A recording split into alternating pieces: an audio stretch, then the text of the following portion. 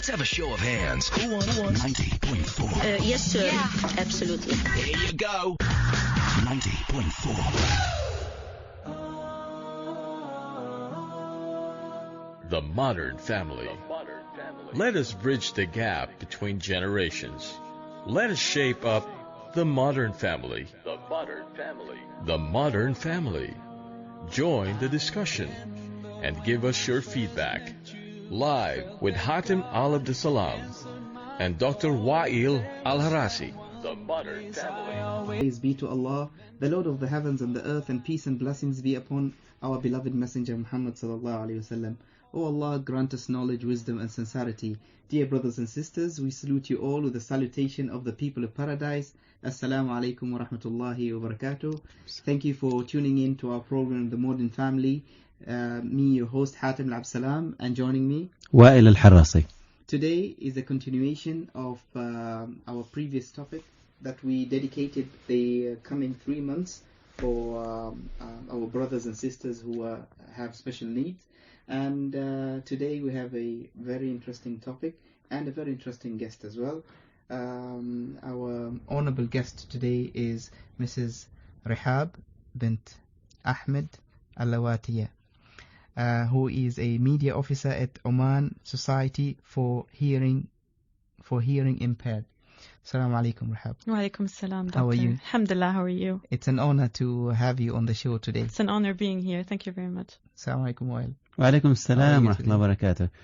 I'm okay. Thank you very much. And I was just thinking, how does it feel not being able to hear?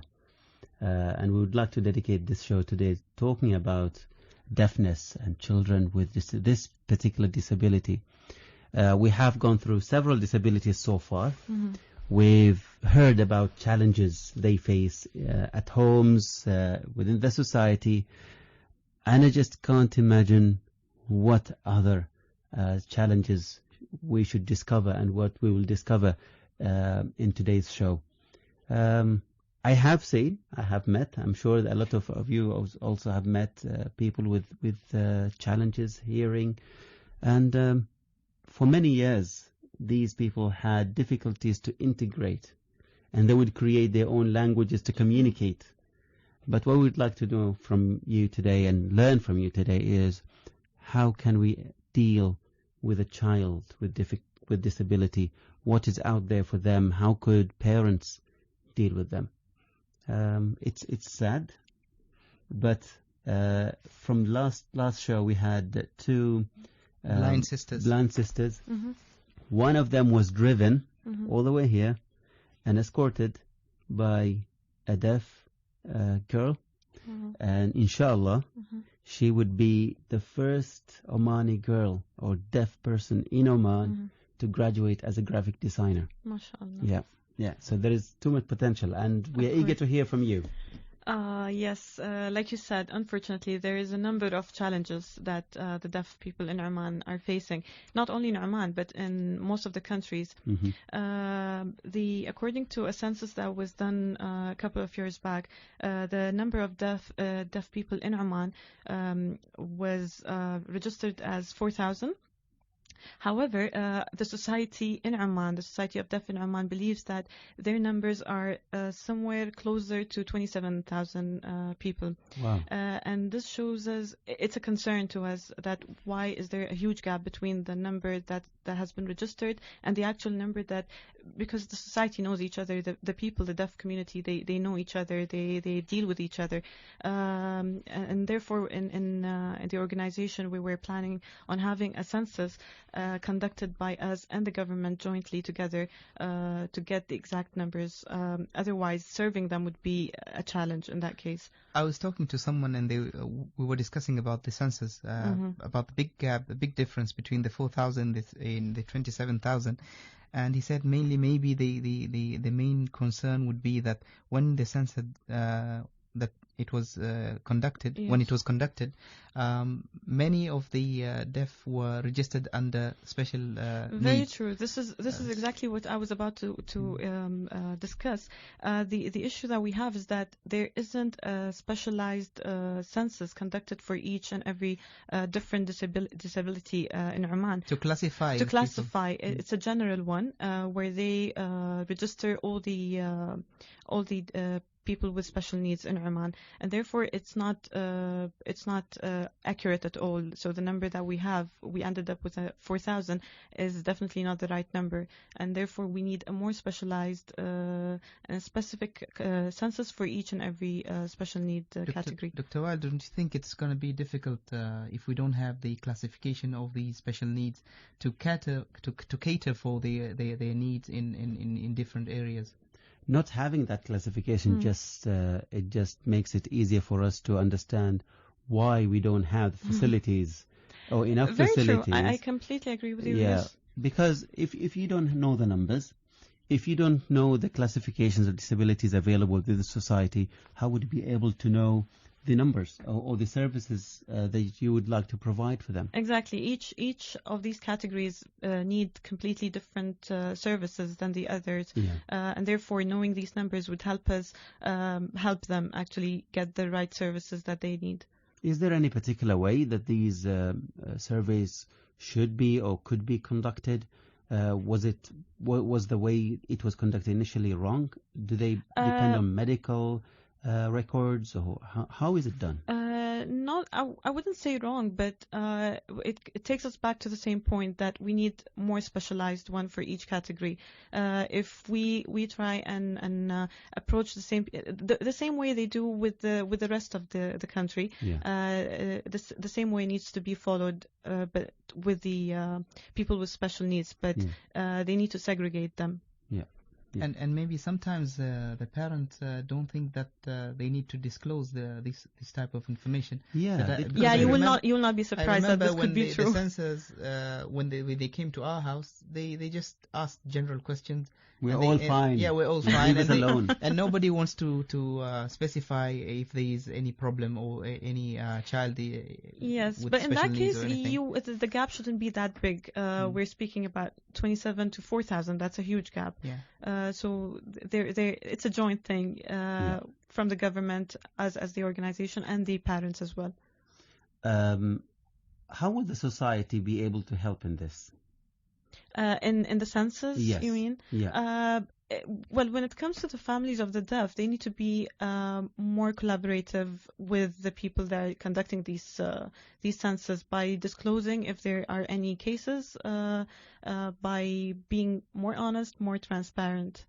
We believe that there is a stigma within the society that people would not like to disclose any information on their disabled children, or sometimes they feel, wrongly of course, they feel that it is a shame to have somebody who's disabled. I know this is wrong, but this is reality, and this is available within the society. How would you be able to deal with such situations? This is exactly what we try to do with the organization. We try to educate the parents and the families of the deaf kids and make them understand that this is very normal. This is just a case that the kid is suffering from. It could be exactly like any other illness a child could suffer from, and then try to educate them on how can they deal with this in a more mature way, I would say, in a more open-minded way, and they would be surprised to see how this would be affecting their own kids in a positive way. Yeah, how children could really flourish, because Very what's happening so, now yes. is that they're depriving them from a lot of things, basically depriving them from life. Exactly. We're not talking about everybody, but there are people who still some of them, believe in that. The minute they try to work on their kids and understand their needs, because they do have special needs, the minute they start to understand these and have an open mind about it, they will be surprised to see how talented these kids could be, and how and the different possibilities that these kids can come up with. Yeah. I think the parents need to be proactive in whatever they need to do for their kids. Normally there is campaigns before any census start, and they can approach the authorities and tell them that why don't you add this category to the census. Very true. If this census is meant to develop the country and increase in the infrastructure and the services provided to the citizens, then these are also citizens and they require special needs. So therefore, they need to add this particular classification Dr. Hatmi, you're into the... speaking our mind. That's exactly what we were planning to do at the society, at the organization, is to before our next census that would be specialized and aimed at the deaf society in Oman. We're trying to embed in our campaigns these messages, and we try to speak to these people, to the families, and to the society to be more open about it. Yes. Very nice indeed. Talking about being proactive, we would like our parents and listeners to be proactive, and please call us. Call us and join us in the show and share your experiences or any information you have on the topic. Today we are discussing children with deafness and how to live with a child with deafness, or not even a child, anyone who is deaf. And call us on our phone 24602058. That's 24602058.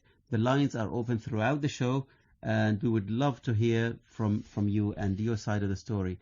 If there are any parents of children with this particular disability, it's something that we would like to hear from them is how did they deal with a child at a very early stage? And if that disability was at a later stage from their life, how did they deal with the child's frustration, not being able to hear?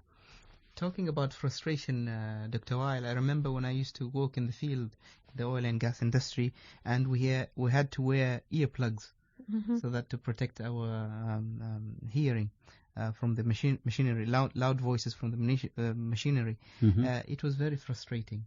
Not being able to hear. Yeah, and it was just for half an hour, for example, or 15 minutes, you wear the earplugs, but it was really frustrating, and I can't really imagine how life would be without sound or vision. I think this is a very important topic that we need to touch on, and we will, inshallah, later on we'll call Sabah Al-Bahlani to tell us more about the Early Intervention Center and its role in dealing with children at a very early stage, especially with deafness, and what parents need to do and to be aware of in terms of behaviors, psychology of children at that age with this particular disability.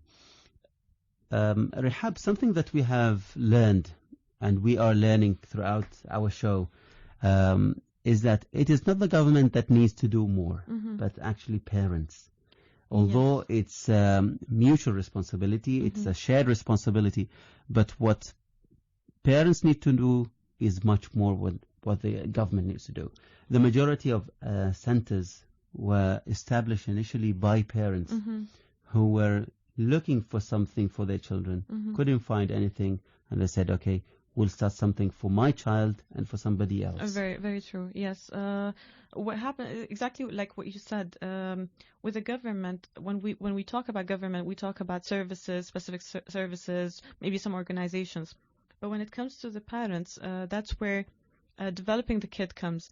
The parents need to take the initiative in educating the kids and looking at their special needs and merging them with the society in developing their skills. So there is a list of things that are a responsibility of the parents before the responsibility comes back to the government. You know, I'm thinking of a lot of activities that how can a parent live with a child and give them the love and share moments, good moments.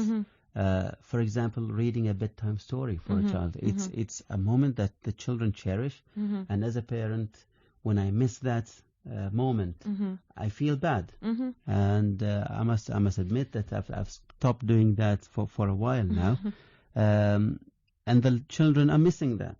It's these moments are very important moments to bond. How can we do that with a deaf child? What else can we do? There is actually a number of things that can be done. It's not easy. We're not saying that having a deaf child is easy at home, or having a child with any special needs at home is easy. It's not. But there are a number of things that you can compensate with. A deaf child is very good with visual effects and visual things and pictures, and their imagination Yeah. is really well, and that's very important when it comes to the storytelling. Yeah. Or story hearing or whatever. So when it comes to the hearing part, maybe they cannot hear you read the story, but they can definitely see the pictures with you. You can explain to them, you can do a small play to them, because Yes. that really entertains them. And you'll be surprised to see how much bonding you can do without even using words, without having to, say it out loud, with a few sign language. If you, and of course, that maybe we'll probably go back to the sign language. Yes. But that's a very important thing that any parent with a deaf child needs to learn. I used to act Mhm. for my child when I used to read him the bedtime story. Not that he was deaf or anything. Alhamdulillah, Alhamdulillah. he's fully able. But I used to act the Quran to him when I used to Okay. read it to him, because I wanted him to understand. And the effect it had on him was far greater than what I anticipated. Mhm. For example, I was reading to him Surah Al-Fil, where it mentions a story of elephants and people from all the way from Africa who came and wanted to destroy the Kaaba And the using birds. elephants and the birds and throwing The stones. stones. And I used to ma- act every You single make a part very of good it. elephant. Yes, Dr. I became a very good elephant and a bird as well. And it made a good impression. And what it made him think is that he used his mind that these words have a meaning. Just by acting. If I read it to him and he only used his hearing, probably he wouldn't have started off his imagination. But using visual effects, he started listening to the Quran on the TV, and he would ask, what does this word mean? Because he started understanding that words have deeper meanings. Yes. So I think using visual effects with children Very true. would have the same effect, and we shouldn't deprive children with deafness Yes. from their right. We always hear or read about most of the creative people in the world are very good when it comes to imagining things. Yeah. And the deaf are blessed with that. God doesn't take anything away unless He gives you probably tons of Yeah. things in And return. blessings. And blessings and gifts. And the deaf people are blessed and gifted with a very wide imagination. They're very creative. So imagine if this was developed with the kids from the early ages, from the early stages, like we were mentioning, from the age of 0 to the age of 6. This is a very critical age phase. And if the parents focus on the kid during that age and they develop the kid, imagine how, and if the kid is also blessed with that part where his imagination is really, really good and probably above the average for the normal people, imagine how much can this person deliver when he grows up. If you wanted to contemplate, for example, what would you do? You'd go to a very quiet place. Yes. Yeah? Yes, exactly. Yeah. And speaking of a quiet place, we sometimes do this with with the people in our events. We ask them to just be silent for 2 minutes and you just feel it. Don't speak to each other. Don't take any phone calls. Just complete silence, and just Yeah. feel how it feels. Feel how they feel it, and from the second minute they start getting a little annoyed about being silent. So then we tell them again that imagine how it would feel living your life that way. Yeah. I think one of the most important abilities that the people with hearing disability have is the ability to concentrate. And Yes. one of them just told me that the best snipers in the world are deaf people who are deaf. It helps them to concentrate. It's not that we're encouraging people to become snipers, but it shows that It's too late, Hatem. We've already done that. it Sorry. shows that they are capable of concentrating in something deeply and achieving it. And if they have this ability, then they can achieve anything they want. Exactly. They're excellent when it comes to observation. They are very high observers, very well observers, and you'll be surprised to see after sitting with one deaf person for 2 2 to 3 times, that person will be able to imitate every single thing that you do, the way you talk, the way you Inshallah. walk, the way you use your hands, the way you do your sign language, the way you sit, every single thing. And it really surprises you because they observe everything that you do because they cannot hear you, so they replace it with observation and with your body language. So that it's very important to watch your body language when you're around deaf people. I think for humans who have the ability to hear, they tend to forget that this ability of hearing does not give you the choice to hear the things that you don't want. For example, if you're in a crowded place and there's too much noise of cars and whatever machinery, you can't stop from hearing that voice. And sometimes you might not have you don't have the choice actually, you don't have the choice. Yeah. And it might affect you. And you might even be thinking of something very important and you can't concentrate. Yeah. If we go back to the association, Rihab, and what is being done at the association, I know that you do a lot for the deaf themselves. Yeah. What do you do for the abled person, for people who can hear, to have a better integration with the deaf? The reason I'm asking this, and this is something I've mentioned in the show several times, in some, for example, the BBC used to have a show for children. And that show used to only use sign languages with words. So they would say a word and do the sign language. And for preschool, my children used to love it. And they learned the whole sign language or whatever was on TV. They've learned it. The main aim of that show was to have a better integration between able and disabled children.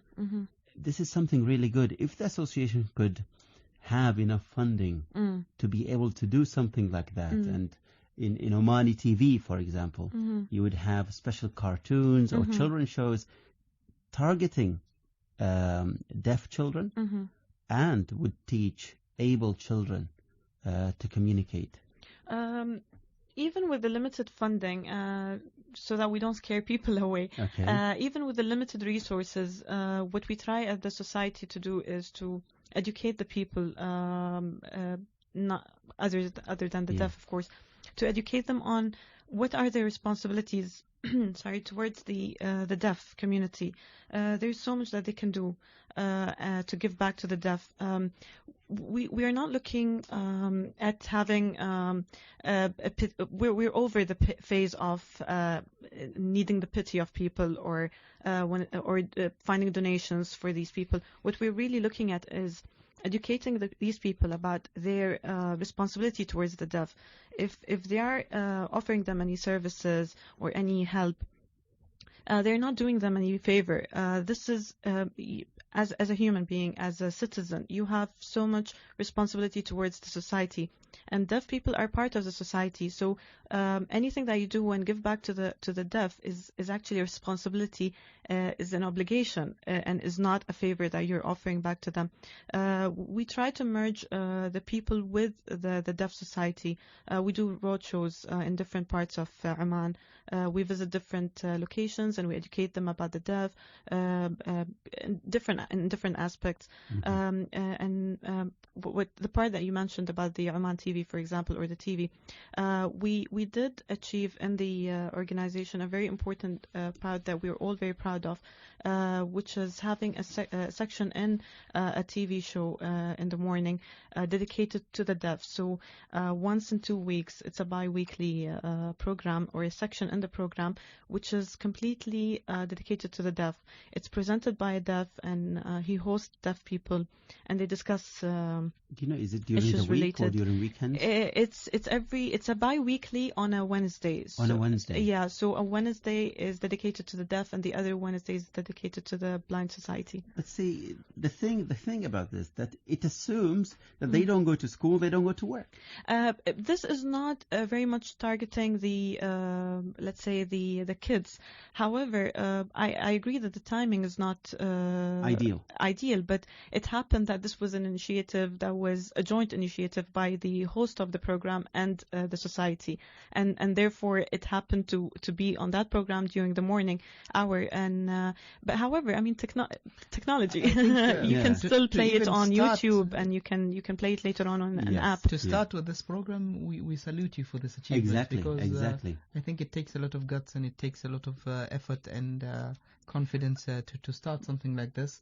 And this is wonderful. Alhamdulillah, and yes. Prosperity will come and step by step. Yes, and I think we did see some results after this program. Lots of people showed interest in knowing more about the deaf, and in their the good thing about this program is it talks to the people about very general issues related to the deaf. They get to see how normal they are, and how what sort of issues do they have, how similar these issues are to our issues in some cases. Because it's really strange, Yes. People think that a deaf person or someone with a particular disability is totally disabled and totally dumb as well. And they would be surprised that they would be, in lots of cases, much smarter than people with all the abilities. And one of the very important initiatives are in merging the people with the deaf society is teaching sign language. The organization keeps on giving workshops to different parts of the community in sign language. It's very important to know how to communicate with the deaf. I think it's a good idea, Hatem. Why don't we talk to the people here at the station or at the TV? You just need a 30-second or even less during commercials, before or after commercials, throughout the year, that you teach one word in sign language. Just a single word a day. Yes, just it's a single of course word a easier day. for TV. 365 words a year. It's and you'll be surprised to know the issue we have here with some people is that they don't even try, and this is an issue that is faced by lots of people from the deaf, that if they go to any organization or a ministry or even a hospital, and if they try to communicate with the person, the employee behind the desk, the minute the employee realizes that this person cannot speak, they either ignore him or simply tell him that we cannot speak the sign language, and they just I'm not generalizing, of course, but this is a case that's that keeps on happening, and the issue with the concern that the deaf has is, why wouldn't they even try? You would be surprised the minute you start learning the sign languages that a lot of these words are common sense. If you want to tell someone that it's hot, you simply just wave wave with your hand. Exactly, like wave the air like which a fan. People do anyway. Which people do. If you want to tell someone that you're cold, you will shiver. Yeah.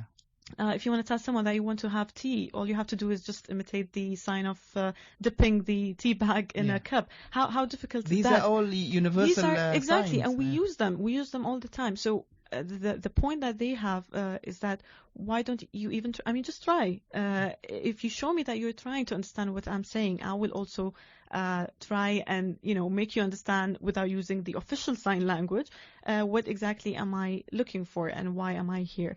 It's that simple. And like Dr. Wa'il said, if every day we teach one word, by the end of the year we would be having a whole dictionary of words. Yes. I think there are few things that people who are normal need to think about. First thing is that deaf people or people with any type of disabilities, they have not chosen to be disabled. Of course. This is a gift from God. And the second thing is that it can happen to me or you or anybody else. And we should give them respect, regardless of the case. Very true, yes. Yeah, they deserve the dignity and respect like anyone else. That's so why, we need to put the effort. That's why it's very important to understand the psychology of children with disability. And we have on the phone with us Sabah Al-Bahlaniya. Sabah, salam alaikum. Salam alaikum. Wa alaikum salam. Can you hear me? Yes, we certainly can. How are you doing today? Alhamdulillah.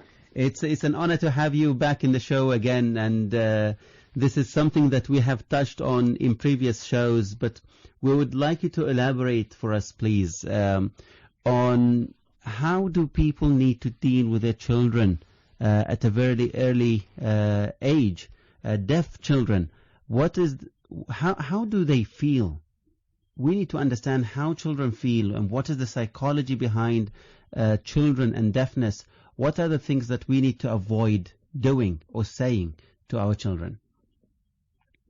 Actually, most of the parents who have children who are deaf and at a very young age, they will explain to you that their kids are very angry and very aggressive, and sometimes, they behave in a wrong way. When they want something or when they're around other kids, they would hit. Yeah. And people don't understand why. Can you imagine how frustrating it is when they want to communicate an information and people don't understand what they're trying to say? So this creates an anger in younger children. It creates frustration that, people don't understand what they want to say. For the other kid, it's very simple. If they want water, if they want to go to the bathroom, they can communicate easily. Yes. But children with deafness, they cannot do that. So we as adults or, like our center and parents have to learn how to communicate with kids. One of your guests just talked about, using sign language. That's one way of doing it, which is very important, that kids who are not able to hear at all, using sign language. But there are other kids that we have to also teach them to read lips, where they can, look at you, look into their eyes and try to communicate with them. So I think all these different issues that these children face can be solved very easily by looking for other methods of communication. Well, and there are so many out there. In our center we use pictures for some of the kids who cannot communicate at all. Yes. In order for them to say what they want, we use sign language with them. To teach them basic things. You can use. Also, look into their eyes and let them read your lips, what you're trying to say, by communicating. And kids can learn. They're very easy, and quick to learn different ways of communication. But it really, really affects children if we really don't try to teach them other methods of communication. There are some kids who we hear from, from the families where they come from, where the kids, has to pull their parents maybe to the refrigerator to show them that they want water, or to take them in the kitchen to show them where the biscuits are. And if parents don't, listen to what they want, then they get frustrated. Yeah, and I imagine that the society here, or parents, most of parents, would always complain that their children are stubborn or they are very, very aggressive, not knowing that it's due to the frustration of not being able to hear. But is that different between children who were born deaf and children, let's say, after the age of 4 or 6, who had the blessing of being able to hear and suddenly they lose it? Does it change in terms of the psychology or the way the behavior? Have you come across something like this? I think for some kids it could be also very difficult when you suddenly could hear and you can't hear. Also that will lead for kids to feel psychologically really upset. Yeah. But it will take them time. I think the most important thing, how we transition kids from one state to another. When they learn other ways of communication, when they learn how to use their other senses, alhamdulillah, God gave us 5 senses, and we can manage to move from one sense to another by learning how to, when you have all your senses, you don't know when you are using them. Yes. But when you lose one of the senses, you learn how to, to modify the way you use your senses and use other senses more than the other one. So for the deaf children, they can use other methods like sensation. They can feel the sound around them. They can look for other ways, using other things, like their touch becomes much more, their smell becomes much more stronger. They can build other senses. Yeah. So we need to teach children not to be frustrated and to work with them to use their senses, their other senses properly. On top of that, we have to use, to teach children who are going through this frustration, or to work with them in order for them to understand what is happening to them. I think even us as adults, when we go through difficult times, sometimes you don't even understand what is happening to you. So Absolutely. you need to really explain to the person in front of you, counsel them, show them other ways of communication, working with them. This will remove all that anger and frustration in children with deafness, and then people won't call them stubborn or, aggressive. It's not easy. It's not easy. It takes a lot of patience from the parents' side, both sides, but especially from parents trying to contain themselves and keep up with that frustration and anxiety all the time. Now, Sabah, when it comes to special care for your child, sometimes you might have a child who has difficulty in hearing, and you have other children who are normal with you in the house. So should you give special attention and care to that child in particular, or what should you do so that Definitely, especially if you as a family are sitting there conversing, you'll find out that the child who's deaf is left out. The family has to make an effort to involve the child by using other sign language, using other way of communication, but not to leave the children who are, who have deafness. Not only the children, even the adults, children who are in the family. If there is conversation, we as human beings, we tend very quickly to forget that there's somebody who cannot understand what we are saying. I have a sister who's deaf, and sometimes when we in the family are talking, we forget that she cannot understand what we are saying. Then she gets frustrated and feels left out. So always we as individuals have to make sure within the family that we involve the person. One of us can translate to the child what's the discussion that's going on, so they can become part of the, of the discussion.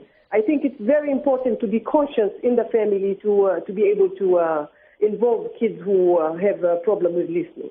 With hearing. Thank you very much, Sabah, for your time and your knowledge, and we expect to see you soon, inshallah, on the show again. Thank you very much. And please read the message that I just sent you out. Our I hope you can announce it to the Our phones public. are off, but Thank you very much. We'll try and announce the message that you sent. Thank you very much, Sabah. Thank you. You're welcome. Going back to Rehab. Yes. What do you think? Sabah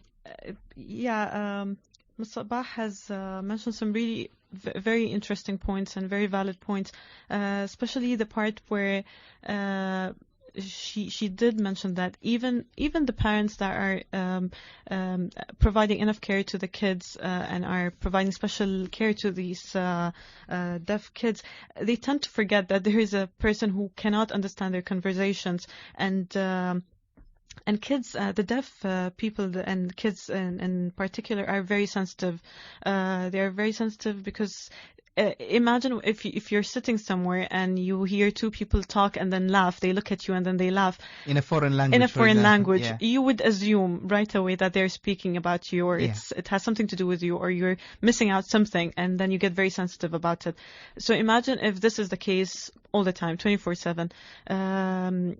That's why, as she mentioned, involving them in everything that you do, even if sometimes it could be a little frustrating for the parents as well in some cases, or the family, but it's always good to summarize after a conversation, after a laugh that you had, what you were talking about to the person, to the deaf kid. You said something very important at the beginning. You mentioned the word pity.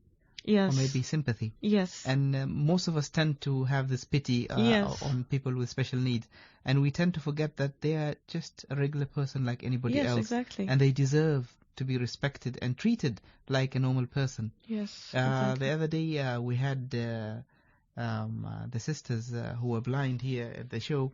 And at the gate, the security, although the sisters were able to hear, and they were fully awake, the security just addressed the second person, the escort, and they ignored the blind ladies completely, which I felt that it's not their fault. Maybe it's that we're not used to communicating. Yes, we're not. Or maybe we have this thought that if you're blind or you're deaf, then you can't communicate completely.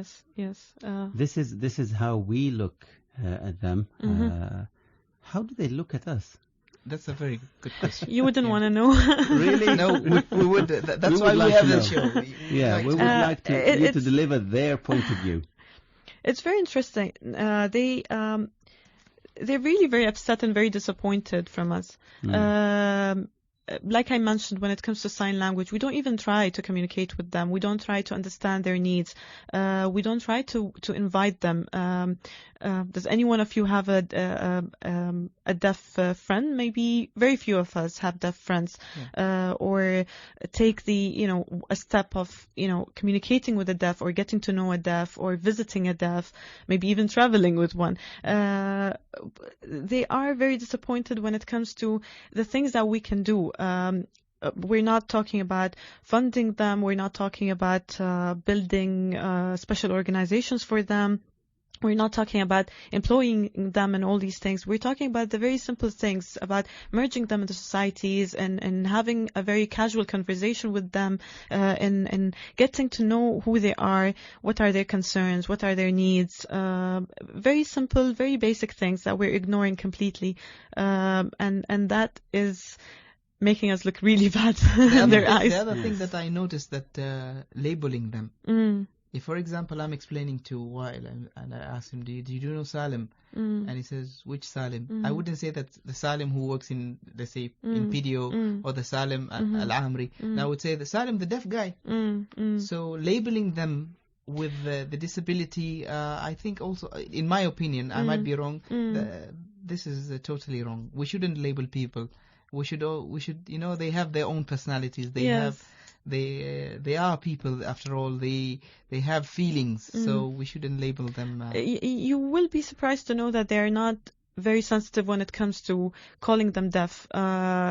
It's, again, deaf is not an accusation. It's not, it's not a bad word after all. It's a case. It's a situation that they have, like any other situation that we could be having. So being deaf is something that they have. It's a special situation that they suffer from, and labeling them as deaf is not the issue, but ignoring them because they're deaf, not trying to merge them with the society is what really bothers them. There's a very good initiative, I think, in Ibri, where they emerged a few schools with special classes for children with special needs, and they try and mix them with the normal children. And I was talking to some of the teachers. They're all normal. They're all normal. They're all normal. Yeah. See, even we fall into these traps of sometimes consider them abnormal, and it just reflects this is how we are. This is how bad we are. That we think we are normal and they're not. I think maybe we're it's all just normal. It's the way you interpret the word normal. Normal could mean that normal in a medical way. In Socially. that case, socially, no, not socially. So this is an issue in Ibri. The teachers were telling me that the first few weeks the normal children were frightened, and they were never exposed to children with special needs. But after a while, they became friends. They shared, and I'm sure they played together. They communicate. Yeah. I think children have less boundaries than adults. Of course, we adults we have more boundaries. Not only when it comes to these cases, but in everything. I'm not speaking only about Ahmad, but everywhere in the world. Even when it comes to probably people with words between them, kids don't know these things. Kids just know the language of, love and peace, and kids are playful, so they don't really care about all these and maybe issues they will that we consider grown him up have. as special, huh? Yeah. So they would actually want to be friends with them. Yeah. Because he has something special. He's unique. Unless, leave bullying around out of this, but without bullying, I think children would just take it as a point. Let's go and play with that kid who is so special. And actually, we teach our children to label these people. If we label them, then obviously our kids will follow us. We teach them that no, you should be nice to this person. We Because should be nice to everybody. Fortunate. Yeah, yes, we should exactly. be nice to everybody. Yeah. Not only to the people who are blind or who have difficulties in hearing or anything else. What we should teach our kids are not how to be nice with them because they are less fortunate, but we need to educate our kids on how can they deal with a deaf or with a blind person. So, for example, if there is a deaf person in his school or in his play area or wherever, or within the family itself, the parents should teach their kids on how can they learn the basics of sign language, how can they communicate with this person, reminding him that he cannot hear you, so you need to be careful on what you're saying, and watch your body language, or you watch your sign language, things like that. I think at the beginning, before we started the show, we were discussing about the sign language, which is very interesting when it comes to the dialogues, the local dialogues, and the Arabic language. Yeah, and I English. never knew that. And it's very interesting because, for example, if we travel abroad to a country where they do, let's say they don't speak English and they don't speak Arabic, we will be frustrated because we can't communicate with the people in that country. Yes. Now, what happens to the people who are deaf when they travel to another country? They might meet people who know sign language, but it would be totally different. So how does it work in their world? It actually works really fine. We had an incident that happened and was told to us by one of our sign language instructors.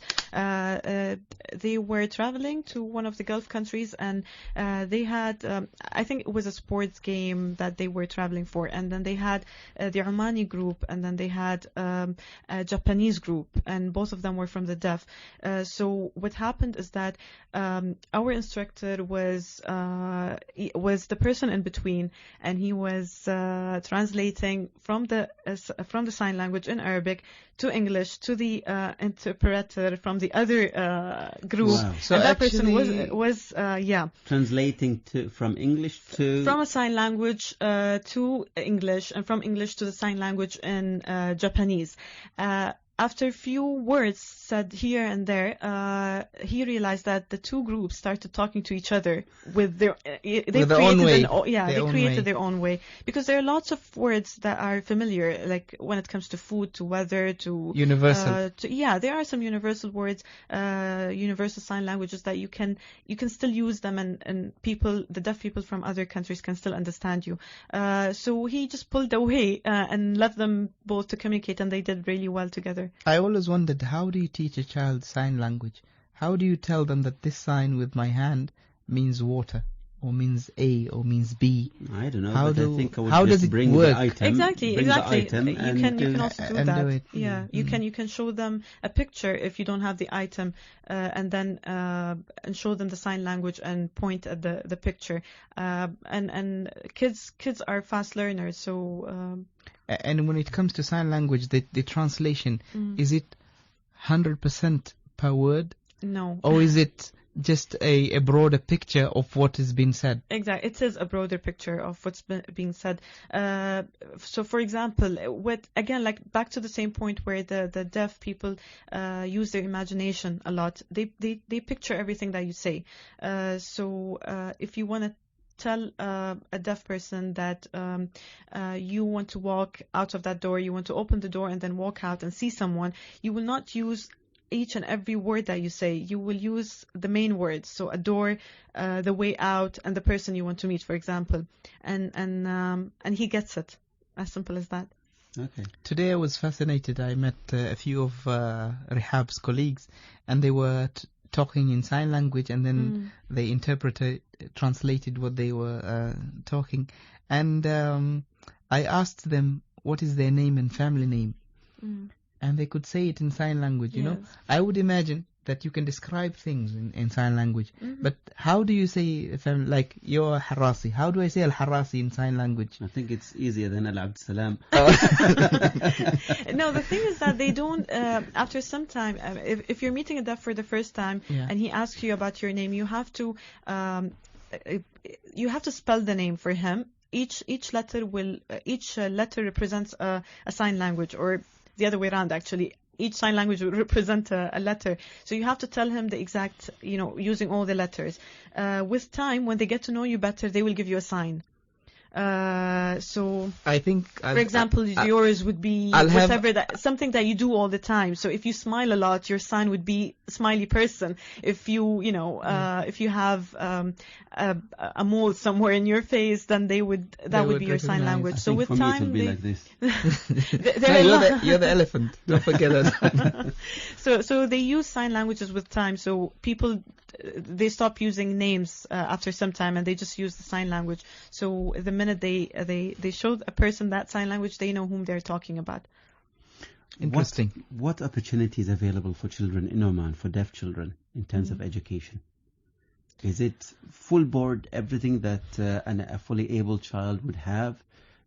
Does a deaf child have the same amount of education? Opportunity. Same opportunity? Unfortunately, not at all. So the issue of equal opportunities is still not available in Oman. No. So this is the basic right.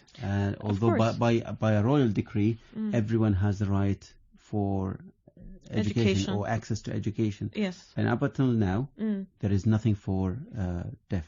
The only thing are places like when we were speaking earlier with Miss Sabah.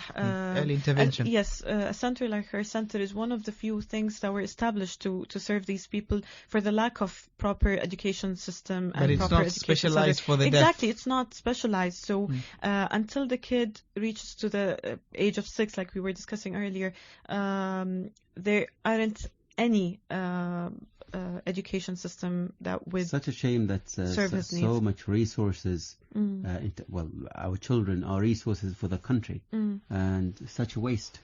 It is. It means that there are a lot of parents would leave the country sometimes and sacrifice just to get access to education for their children. And it puts so much extra pressure on the parents. Having a deaf kid at home is not easy. Like we said, there's so much that the parent has to do, or the parents have to do, in order to provide this kid with a special care and special education. Not having these services in the country is even worse, makes it even worse. It puts extra pressure on the parent, because like you said, he will have to go and look for things abroad, or look for other ways to educate his kids from the home. He will have to put extra pressure on himself, extra efforts. So we go back to the same point. I think whether it is 4,000 are we talking about, or 27,000, the facilities have to be there as equal opportunities for everybody. And it has to be done as fast as possible. And the recommendations are there. People know what needs to be done.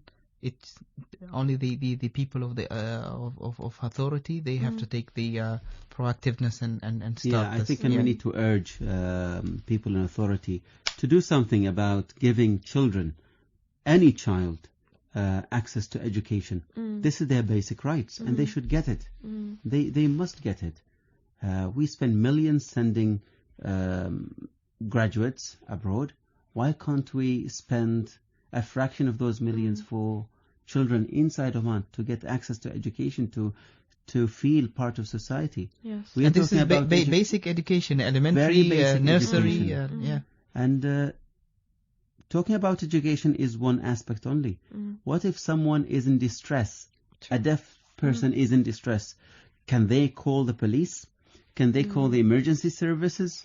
Is there any way? I was just wondering, if a deaf person has a case in court, how do they communicate? In court, maybe they will have someone to translate. But imagine if someone is trapped in a fire at home. Exactly. There isn't any way. There should be some proper and specialized call centers for the deaf to help them in such situations. In a case like the example you just gave us, unfortunately, there isn't any way and no service available for such cases. I mean, not even children, even adults. Let's say an adult in his house, someone breaks into their house, attacks them, he wants to say something, reach for help. There is absolutely no way. Just say your prayers and prepare yourself to die. It's a sad picture. The But only it's- thing is that yeah. the deaf will have to call a friend through a video call and explain the situation. But again, that's not a solution. And It's not the- practical. yes. It shouldn't be that it way. shouldn't be that way. Yeah. The least of their rights is to have a proper service or a call center. A panic button. Exactly, a panic Yeah, a button. panic button. One more thing, I saw your colleagues today using the phone, mobile phone. Yes. How do they actually use the phone? They use it as they do video calls. So Okay. basically, what they do is they either use it texting each other or calling each other through a video call. That's another very important and very interesting point that we keep on raising. To them, to the deaf, video calling is like voice calling to us. However, The charge, I think. charges are Mm. exactly the same charges that we have and we get on video I calling, think they and that's should not be fair. exempted. Yes. Exactly. Maybe not completely. I mean, at the end of the day, we want to treat them like, equally. We don't want to, back to the same part where we don't want any pity. We don't want you to empathize with them. All we want you sympathize with them. Sorry. What we need you to do is to provide them with the least of their rights. These are their rights. To them, video calling is Yeah, I would wonder. is exactly like a fortune. how we use our voice calling, and but to have it and to pay double the price for it per minute is not fair to them. Yeah. Thank you very much. We have enjoyed and learned a lot from you today about this topic, about how to deal with children, about services. One thing we didn't get yet is, where is the association located? How can people reach you?